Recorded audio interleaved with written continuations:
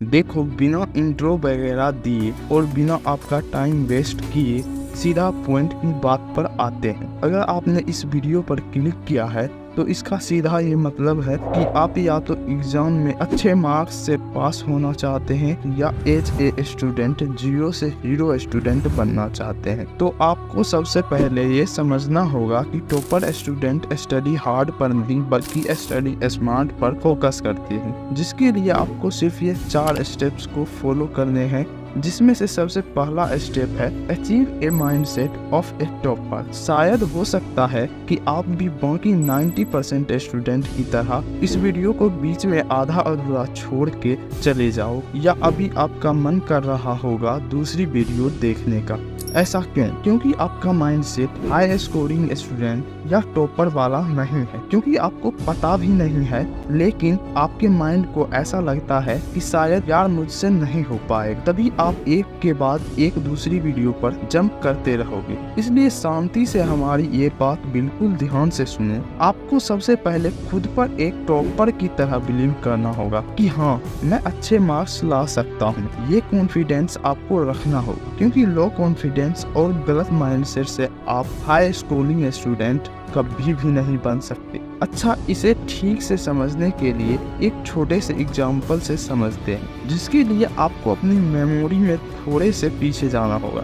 याद करो अपना बचपन, जब आपको चलना भी नहीं आता था। आप कितनी कोशिश करते थे चलने की, आपके पैर लड़खड़ाते थे, आप खड़े होते थे, चलने की कोशिश करते थे और गिर जाते थे। उस टाइम अपने पैरों पे खड़े होकर चलना आपके लिए दुनिया का सबसे मुश्किल काम था। आप बार बार कोशिश करते और हर बार गिरते रहते। आपको चोट लगती, आप रोते चिल्लाते, लेकिन चलने की कोशिश कभी नहीं छोड़ते थे। ऐसे ही कोशिश करते करते आप चलना सीख गए। अब आज अगर कोई आपसे पूछे कि क्या आपको चलना आता है, तो आप भी कहोगे कि ये तो मेरे लिए सबसे आसान काम है, इसमें क्या मुश्किल है। सेम इसी सिचुएशन में आप वापस आ चुके हो। आज आपको पढ़ना दुनिया का सबसे मुश्किल काम लगता है। अपने पास्ट एक्सपीरियंस की वजह से आप खुद को जीरो समझने लगे हो। आपका पढ़ने लिखने में दिमाग नहीं है। आप खुद को एवरेज या लूजर स्टूडेंट मानते हो। आपको लगता है कि आप कोई बड़े कॉम्पिटिटिव एग्जाम को कभी क्रैक नहीं कर पाओगे, अपने एग्जाम्स में अच्छा स्कोर नहीं कर पाओगे, क्योंकि अब तक आपका कुछ खास स्कोर नहीं आया है। आप मुश्किल से ही पास हो पाते हो, इसलिए आपको लगने लगा है कि ये सब आपके बस की बात नहीं है। लेकिन ये सब आपके माइंडसेट का खेल है।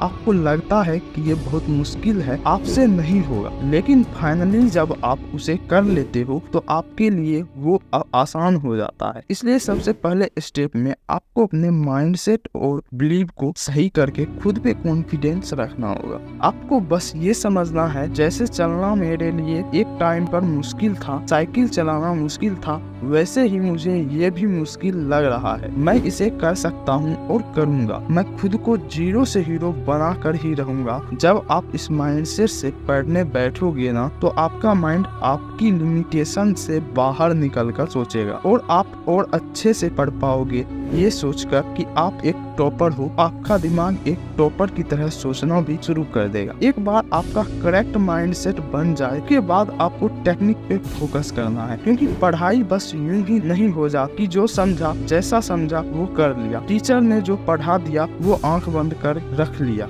इस स्टेप नंबर 2 को फॉलो करना बहुत जरूरी है। Pattern analyse. हर एग्जाम का एक पैटर्न होता है, जो पैटर्न हमेशा सेम रहता है। अगर 1 से 10 तक चैप्टर पढ़ने हैं तो 1 से स्टार्ट करके 10 पे खत्म नहीं करना। मोस्ट वैल्यूएबल चैप्टर को ढूंढना है, उन टॉपिक्स को ढूंढना है जिसमें क्वेश्चन सबसे ज्यादा पूछे जाते हैं। इन सभी पैटर्न को एनालाइज करना बहुत जरूरी है। जहां बाकी लोग कुछ भी कैसे भी पढ़ रहे होते हैं, वहीं टॉपर्स रिसर्च करते हैं, एग्जाम की डिटेल्स को, सिलेबस को अच्छे से स्टडी करते हैं, उसके अंदर पैटर्न ढूंढने की कोशिश करते हैं और उसी पैटर्न को फॉलो करते हुए पढ़ाई करते हैं। अगेन इस बात पर फोकस करो वो स्टडी हार्ड नहीं, स्टडी स्मार्ट करते हैं। इसलिए इस स्टेप को याद रखो कि पढ़ने से पहले थोड़ी एनर्जी और टाइम इस चीज में लगा दिया करो कि पढ़ना कैसे है। अब जिस भी एग्जाम की तैयारी कर रहे हो सबसे पहले उसका पैटर्न देखो, कौन से सब्जेक्ट ज्यादा टाइम कंज्यूमिंग है, कौन से चैप्टर सबसे ज्यादा इम्पोर्टेंट हैं, आप किन टीचर्स से पढ़ोगे, कौन सी बुक से प्रैक्टिस करोगे, ये सबसे पहले प्लान करके चलो और ये आपको घंटों की मेहनत से बचा देगा। नाउ सबसे important study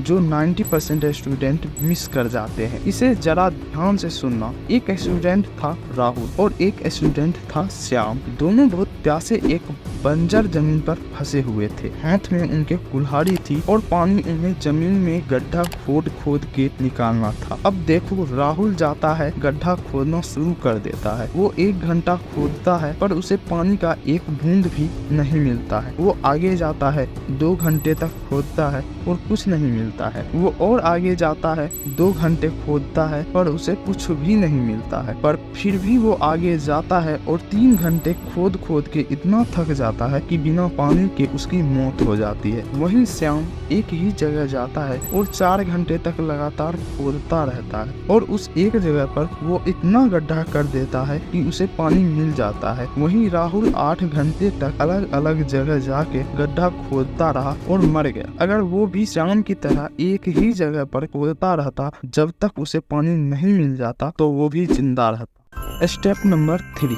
come it to a single source, यानी अलग अलग 10 मेथड के पीछे मत भागो बल्कि सिर्फ एक ही मेथड पे कमिटेड रहो। याद है जब भी हमें बुक में कुछ इम्पोर्टेंट हाईलाइट करना होता है तो कैसे हम पूरा का पूरा पेज ही हाईलाइट कर देते हैं, वैसे ही आज हमें ऑनलाइन यूट्यूब पर या ऑफलाइन हर एक टीचर, हर एक बुक सब कुछ इम्पोर्टेंट लगने लगा है। असल में इंटरनेट पढ़ने वाले स्टूडेंट के लिए वरदान की तरह है जिसने सब कुछ आसान कर दिया है। Best of the best teacher सब कुछ आपकी उंगलियों पर है, लेकिन ज्यादातर स्टूडेंट के लिए यही वरदान अब एक प्रॉब्लम बन गया है क्योंकि इंटरनेट पर पढ़ने का यही सबसे बड़ा नुकसान है। इतनी सारी बुक्स, मटेरियल्स, क्वेश्चंस है, पढ़ाने वाले इतने सारे टीचर्स हैं और स्टूडेंट की कमजोरी ये है कि उसे बस क्वेश्चन और हर एक टीचर के लेक्चर्स इम्पोर्टेंट लगने लगते हैं। 90% एक टॉपिक किसी एक टीचर से पढ़ते हैं और दूसरा टॉपिक किसी और टीचर से।